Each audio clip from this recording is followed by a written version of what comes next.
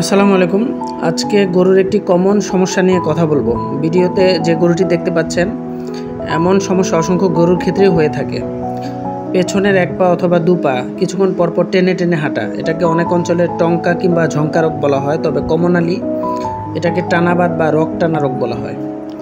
মেডিকেলের ভাষায় এটাকে আপওয়ার্ড ফিক্সেশন অফ প্যাটেলা বলা হয়। আপওয়ার্ড ফিক্সেশন অফ প্যাটেলার অনেকগুলো anatomic and physiological causal factor রয়েছে, সেটা সম্পর্কে ডিটেলস না বলি। তো এই রোগটি হলে অনেক খামারি আছেন হতাশাগ্রস্ত হয়ে পড়েন এবং এই রোগটি ভালো হবে না এটা চিন্তা করে গরুটি সেল করে দেন। এই খামারের ক্ষেত্রেও এমনটি হয়েছিল।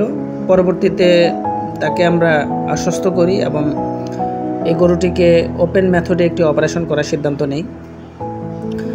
অপারেশনের নেতৃত্ব দিয়েছেন আমাদের উপজেলা প্রাণী সম্পদ দপ্তর ও ভেটেরিনারি হাসপাতাল রামগঞ্জ লক্ষ্মীপুরের উপজেলা প্রাণী সম্পদ কর্মকর্তা ডাক্তার রনি কুমার দে স্যারের নেতৃত্বে আমরা ছোট একটি সার্জারি করি এবং সার্জারি করার পরে গরুটি সম্পূর্ণরূপে সুস্থ হয়ে যায়।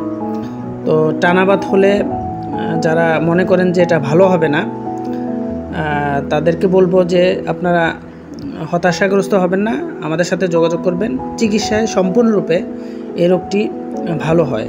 দেখতে পাচ্ছেন গরুটি অন্যান্য গরুর চেয়ে স্বাভাবিকভাবে হাঁটাচলা করতেছে। তো আজকের ভিডিওটি কেমন লাগলো? ভালো লাগলে অবশ্যই শেয়ার করবেন। ধন্যবাদ সবাইকে।